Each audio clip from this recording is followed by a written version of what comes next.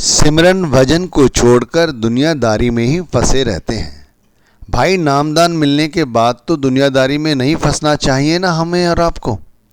लेकिन हम अब भी नाम का सिमरन भजन छोड़कर दुनियादारी में वैसे ही फंसे रहते हैं जैसे पहले थे।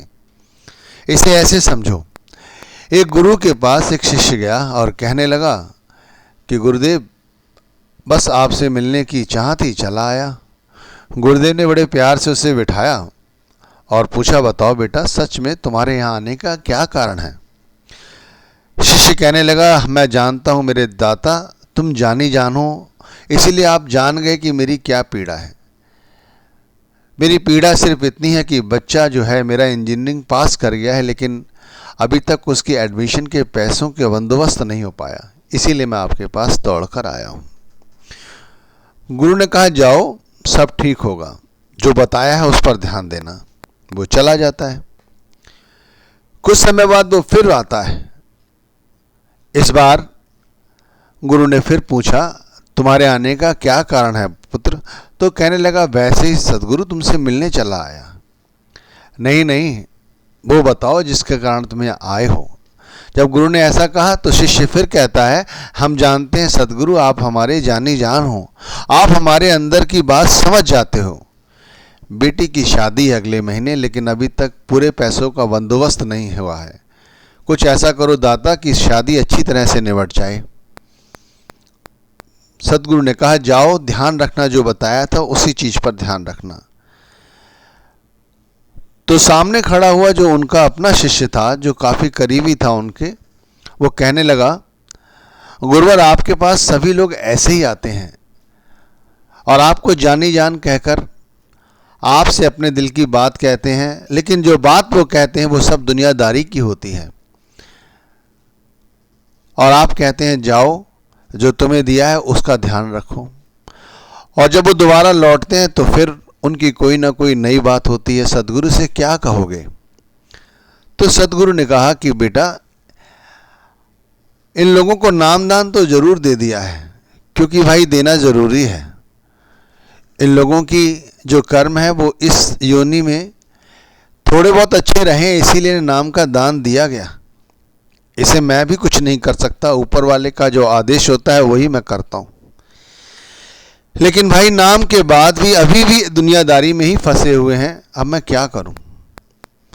अब मैंने दे दिया है जो, उसके बारे में इनसे यही तो कह सकता हूं कि भाई उसका ध्यान रखो, उसका सिमरन भजन करो। अब ये सिमरन भजन तो मैं नहीं कर सकता, ये तो इन्हें खुद ही करना पड़ेगा। लेकिन मेरे बेटे आप ये भी ध्यान रखो, सभी ऐसे नहीं हैं, थोड़ा सब्र करो, हर तरह के लोग आपको यहाँ मिलेंगे। ठीक वैसे हुआ कि शाम को एक और शिष्य वहाँ आ गया, काफ़ी धनी और पैसे वाला था। सदगुरु के आके चरण स्पर्श करने के बाद सदगुरु ने पूछा, पुत्र कैसे आना हुआ। उन्होंने कहा, गुरुदेव आपको बहुत समय से देखा नहीं था, बड़ी इच्छा थी मैं आपको देखूं, बस आंखों में आपको देखने की लालसा लिए ही चला आया। उन्होंने कहा, बेटा बहुत अच्छी बात है, लेकिन यहाँ आने का प्रयोजन तो बताओ। बोले, सदगुरु आप जानी जान हो, आप सब जानते हो कि मेरी इसके अलावा कोई भी अभिलाषा नहीं है। तो गुरु ने कहा, ठीक है, फिर भी मैं जैसा जानता हूं उस हिसाब से तुम्हारे व्यापार में इस समय काफी परेशानियां हैं, घर में भी बहुत सारी परेशानियां चल रही हैं, तुमने उस विषय में कोई बात नहीं की। तो वो कहने लगा, सदगुरु जब से मैंने आपसे नामदान लिया है और जो आपने मुझे बताया है, मैंने जब से वो सब कुछ करना शुरू किया है तो दुनियादारी दुनियादारी ही लगती है सदगुरु।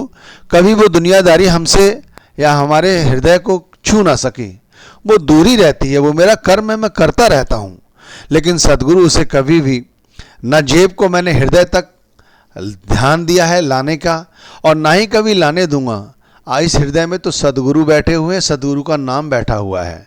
दुनियादारी न कभी बैठी और न बैठेगी जब तक आपका आशीर्वाद मेरे ऊपर है। सदगुरु मुझे वाकई में कुछ नहीं चाहिए, सिर्फ आपको देखने की अभिलाषा है।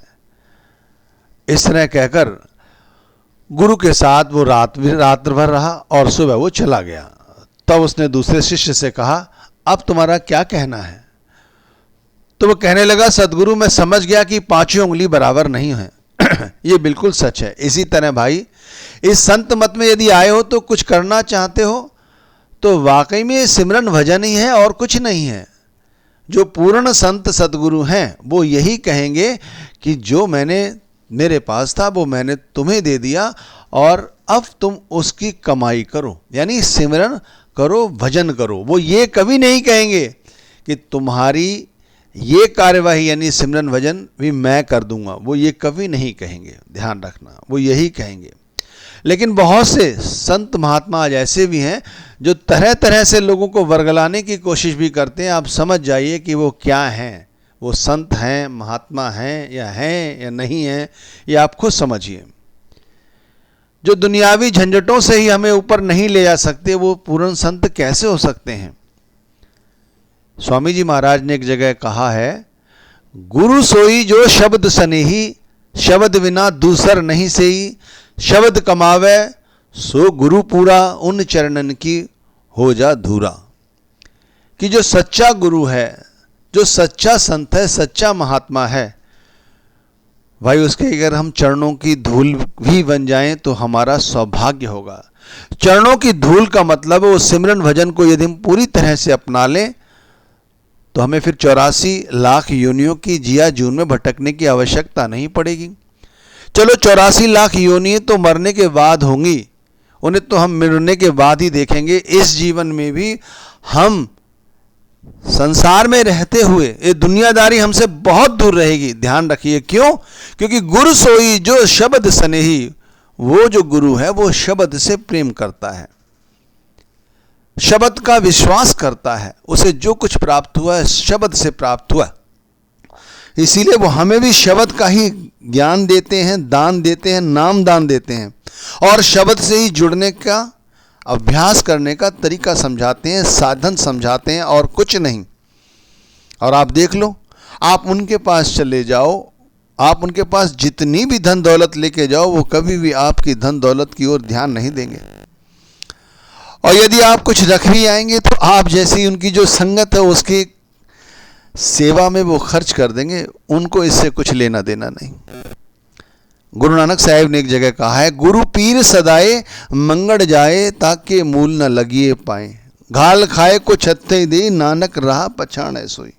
गुरु नानक साहिब जी ने बड़ी स्पष्ट तौर पर कहा है, जो पीर है, गुरु है, संत है, महात्मा है, दूसरों के दरवाजे पर जाकर वहाँ भिक्षा मांगता है, पेट भरने के लिए तरह तरह के स्वांग रचता है, वो सब धूर्त हैं, ध्यान रखिए। संत नहीं है, महात्मा नहीं है, पूर्ण संत नहीं है। तो भाई हम तो और आप अभी दुनियादारी में ही फंसे हुए हैं, तेरी मेरी में ही फंसे रहे हैं। कभी ऐसा दिन भी आएगा कि आप और हम सदगुरु के पास जाएं और उनसे कहें कि यह दाता सिर्फ तुझे पाने की लालसा है, सिर्फ तुझे और कुछ नहीं, ध्यान रखना, सिर्फ तुझे। तो हमारे एक प्रश्न खड़े हो जाते हैं दिमाग में कि कब हम सदगुरु के सामने खड़े होंगे।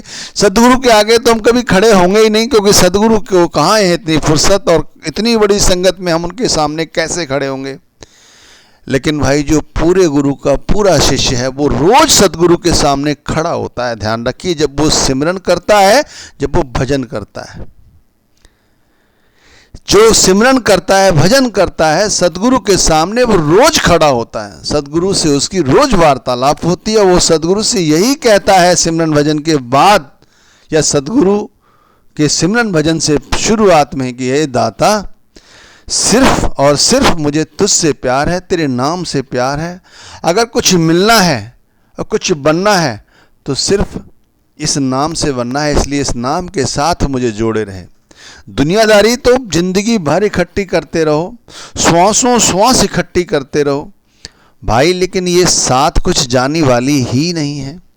ये परिवार, ये समाज, ये देश, ये शरीर, ये कुछ भी नहीं जाने वाला है, सब दुनियादारी है।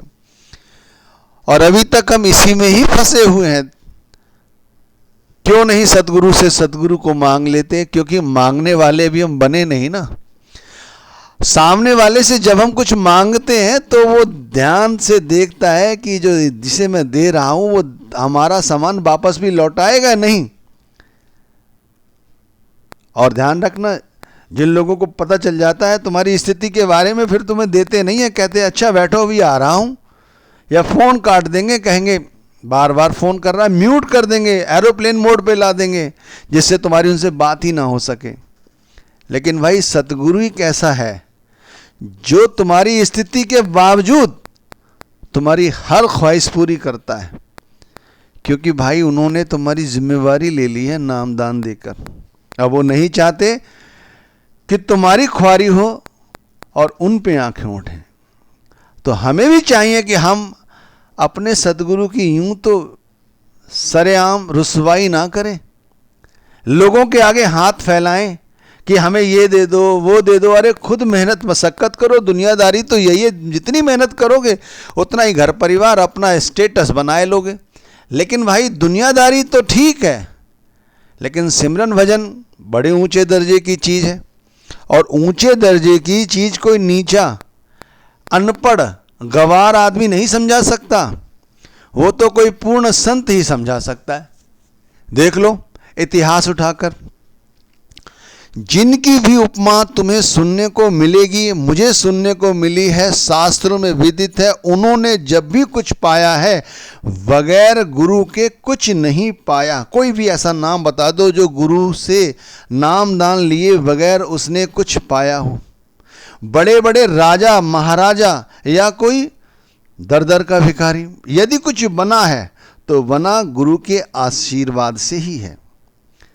राजा जनक को कौन नहीं जानता, क्या नहीं था उनके पास, फिर अष्टावक्र गुरु के सानिध्य में आने पर ही उनकी ख्याति हुई। ध्यान रखिए, सारे संसार में राजा जनक को कितना इज्जत और सम्मान की दृष्टि से देखा जाता है, आप खुद समझ सकते हैं। राजा थे, सब कुछ था उनके पास, क्या नहीं था। संत पीपा जी, उनके बारे में आप खुद समझिए। संत तुकाराम जी, वो तो एक दुकानदार थे। गुरु नानक साहिब करतारपुर में सारी उम्र खेती की, दुकानदारी की, लेकिन फिर उन्होंने क्या नहीं पाया, उनके गुरु।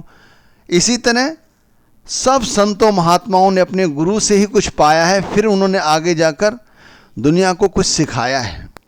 हमें भी हमारे गुरु ने हमें कुछ दिया है, और वही सब कुछ दिया है जो उनको मिला था। नाम, रास्ते अलग अलग हो सकते हैं, नाम अलग अलग हो सकते हैं, लेकिन वो नाम परमात्मा का है एक ही। वो परमात्मा है एक, चाहे उसे अल्लाह कहो, राम कहो, वाहेगुरु कहो, राधा स्वामी करो, ओम करो, सच्चिदानंद कहो, गुरुदेव कहो, कुछ भी कहो, उसके नाम अलग हो सकते हैं, लेकिन वो परमात्मा एक है। उसे जपने का तरीका अलग हो सकता है, लेकिन मंजिल सबकी एक है। तो भाई दुनियादारी में फंसे रहोगे तो कुछ नहीं बनने वाला। पूरा सत्संग आम सत्संग है, कुछ नहीं है इसके अंदर खास, आम जीवन पर, आम दिनचर्या पर ही आधारित है। लेकिन सिर्फ इतना करना है कि भाई सिमरन भजन में नागा नहीं करनी है, दुनियादारी छोड़कर सिमरन भजन करो।